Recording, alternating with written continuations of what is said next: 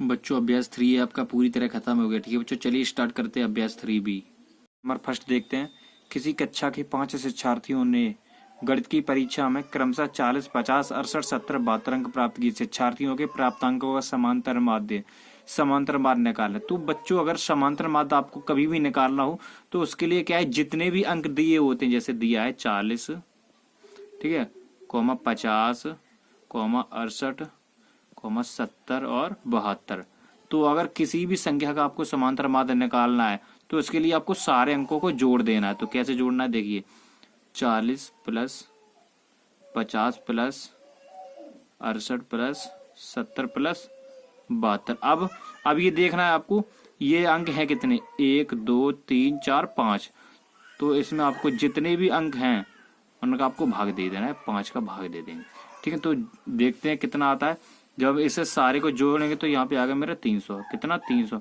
जब 300 से हम 5 का भाग दें, 300 हम 5 से भाग देंगे तो 5 छक्का 30, एक जीरो बचा, ये जीरो 60, यानी कि मेरा 60 आंसर निकल के आ गया। ठीक है बच्चों, चलिए बच्चों क्वेश्चन नंबर सेकंड देखते हैं। नंबर सेकंड देख लेते हैं। तो चलिए देखते हैं सेकंड। किसी फैक्ट्री के 15 मजदूरों की प्रतिदिन की मजदूरी क्रमशः 70, 110, 65, 80, 75 यानी कि इतने इतने रुपए दी गई है। ठीक है, मजदूरों की मजदूरी का समांतर माध्य, यानी कि ये कुछ मजदूर 15 मजदूर हैं तो 15 की मजदूरी ये दी गई है, तो इनकी क्या हमें इनका समांतर माध्य निकालना है। ठीक है, चलिए देखिए कैसे निकालते हैं। तो समांतर माध्य के लिए हमने क्वेश्चन नंबर 1 में बताया था कि जितने भी हमारे अंक होते हैं उनको हम लोग जोड़ लेते हैं। ठीक है, तो चलिए पहले जोड़े लेते हैं, इन्हें सारे को हम जोड़ के लिख लेते हैं। 70 प्लस 110 प्लस ये सारे को हम जोड़ के लिख लेते हैं। हमने सारे लिख लिए हैं, जितने भी उनकी मजदूरी है उन्होंने लिख लिया। और देखिएगा ये है कितनी, 1 2 3 4 5 6 7 8 9 10 11 12 13 14 15, यानी कि 15 टोटल 15 मजदूर हैं। तो 15 की ये मजदूरी है, तो 15 जब मजदूरों भाग देंगे ना तो उनको जो समांतर माध्य आएगा, जो इनकम आएगी उनकी निकल के आ जाएगी। ठीक है, चलिए देखते हैं। तो इसमें हम 15 का दे देंगे डिवाइड, यानी कि भाग दे देंगे। कितने का, 15 मजदूर है तो 15 का भाग दे देंगे। जब इन हम सभी को ऊपर जोड़ेंगे तो मेरे निकल के आएगा 1320। कितना, 1320 बटे 15। तो 15 अट्ठे 120। ठीक है, फिर एक बचा, फिर 20 नीचे आएगी तो 15 अट्ठे 120। तो ये हो गया मेरा आंसर। ठीक है बच्चों, चलिए क्वेश्चन नंबर थर्ड देखते हैं। नीचे दी गई साड़ी में आंकड़ों का, हमें इन आंकड़ों का क्या समांतर माध्य निकालना है। ठीक है, तो देखिए समांतर माध्य कैसे निकालने, पद दिए हैं, बारंबारता निकालनी है। ठीक है, मतलब पद दिए गए हैं और बारंबारता दी गई है, इनका हमें समांतर माध्य कैसे निकालना है, चलिए देखते हैं, निकालते हैं। तो सबसे पहले आपको लिख लेने हैं पद। ठीक है ना, पद लिख लेने हैं। पद के बाद पद के सारे अंक लिख लेने हैं। उसके बाद बारंबारता लिख लेनी है, बारंबारता। ठीक है ना, बारंबारता लिख लेनी। उसके बाद अब क्या होता है, तो ये पद और बारंबारता दोनों का होता है गुणा। ठीक है ना, पद गुणा बारंबारता, वार्ता। ठीक है ना, इनका होता है गुणा। ठीक है, चलिए देखिए इनको भी हम लिख लेते हैं। देखिए पद मेरे पास कितने दिए गए हैं, 4, 6, 8, 10 और 12, ये दिए गए मेरे पास पद। अब देखिए बारंबारता लिख लेते हैं। बारंबारता दी गई मेरे पास 3, 4, 2, 2, 6 और 8। ठीक है ना, देख लेते समान है, 1 2 3 4 5, 3 4 5। ठीक है, समान है। यहाँ पे एक अंक और रह रहा है 14। तो हो गए मेरे पद, हो गए बारंबारता। अब देखिए पद और बारंबारता इनका योग कैसे, देखिए 4 गुणे 3 बराबर 4 3 12। तो पहले तो पद हमें ऐसे लिख लेने, फिर बारंबारता लिखेंगे। उसके बाद हमें क्या करना है, पद और बारंबारता दोनों का गुणा लिखना होता है। ठीक है, तो देख लेते हैं। तो 6 गुणे 4, 6 गुणे 4 बराबर 6 चौको 24, 8 गुणे 2 बराबर 10। ठीक है ना, अब देखते हैं 10 गुणे 2 बराबर 20 हो गया। 12 गुणे 6 बराबर 72 हो गया। 4 गुणे 8 14 गुणे 8 112। ठीक है ना, अब देखिए अब हम मेरे सामने अब क्या आता है। सबसे पहले देखिए यहाँ पे एक लाइन खींचते हैं, उसके बाद देखिए क्या आता है। देखिए यहाँ पे लिखा होता है, यहाँ पे आपको लिखना है योग। क्या लिखना है, यहाँ पे लिखना है योग। तो इनका हमें सारे सभी का योग करना है। जब हम इनका योग करेंगे तो देखिए बारंबारता को हम सिग्मा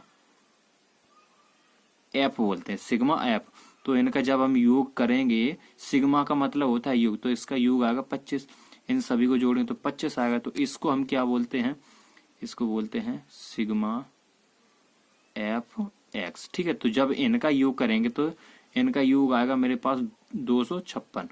ठीक है ना। तो चलिए अब इसका हम जो समांतर माध्य कैसे निकालते हैं, देखिए समांतर माध्य हमें निकालना है। ठीक है, समांतर माध्य बराबर सिग्मा एफ एक्स बटे सिग्मा एफ, यानी कि सिग्मा एफ एक्स का मान कितना है 256 बटे, और सिग्मा एफ का मान है 25। जब 25 का भाग में इसमें देंगे, 25 दूनी 25 धाई 250, 25 धाई 250, दशमलव लगाए 60 हो गया। तो 25 दूनी 50, बाद में बचेगा 10, 25 चौको 100, ये हो गया मेरा 10.24, ये हो गया मेरा आंसर। ठीक है बच्चों, तो देखिए सिग्मा एफ एक्स यानी कि जो गोड़ा वाला भाग होता है उसमें हम बारंबारता वाले भाग का डिवाइड कर देते, बस कुछ नहीं होता। ठीक है, ये होता है सूत्र, आप इसको याद रख सकते हैं, ये यहाँ से इतना। ठीक है, चलिए क्वेश्चन नंबर 4 देखते हैं। 4 देखते हैं, शिक्षार्थियों की संख्या दी गई है और बारंबारता दी गई है, उसका भी हमें समांतर माध्य निकालना है क्वेश्चन नंबर 3 की तरह। ठीक है, चलिए देखते हैं। सबसे पहले शिक्षार्थियों की संख्या निकालनी है, तो शिक्षार्थियों की हमने यहाँ पे संख्या लिख ली है और यहाँ पे फिर लाइन खींच ली है, और उसके बाद हमने लिखना है बारंबारता। ठीक है ना, ये बारंबारता होगी, और उसके बाद हमें निकालना है इनका दोनों का मल्टीप्लाई। ठीक है, तो इनका शिक्षार्थियों की संख्या गुणे बारंबारता। ठीक है, चलिए देखते हैं। तो शिक्षार्थियों की संख्या में लिख लेनी, एक जितनी भी दी गई है सारी लिख लेनी है। तो बच्चों हमने शिक्षार्थियों की संख्या के सामने शिक्षार्थियों की संख्या लिख ली है, और बारंबारता के सामने हमने ये बारंबारता लिख देने हैं। ठीक है, अब देखिए शिक्षार्थियों की संख्या और बारंबारता का हमें करना है गुणा। ठीक है, तो चलिए इनका हम गुणा भी कर लेते हैं। तो बच्चे देखिए हमने शिक्षार्थियों की संख्या में बारंबारता गुणा कर लिया है। तो 140 गुणे 3, 140 गुणे 3 420, 147 गुणे 4 588, ऐसे हमने सारे गुणा कर लिए हैं। ठीक, अब उसके बाद देखिए यहाँ पे होता है, यहाँ पे आपको करना है योग। इसके पहले जो संख्या उसके सामने लिखना है योग, इसके सामने आपको लिखना है सिग्मा एफ, यानी कि इनका योग हमें करना है। जब इनका योग करेंगे तो मेरा आएगा 50, इनका सभी का योग 50 आएगा। ठीक है, अब यहाँ पे आपको लिखना है सिग्मा एफ एक्स। ठीक है, सिग्मा एफ एक्स यानी कि जब इसका हम योग करेंगे तो इसका योग आएगा 7 5 और 5 7। ठीक है ना, यानी कि 75 और 57। ठीक है, चलिए अब इसकी हम बारंबारता कैसे निकालते देखिए। तो हम बारंबारता बराबर सूत्र होता है, आपको याद रखना है, मतलब समांतर माध्य। ठीक है, समांतर माध्य निकालना, समांतर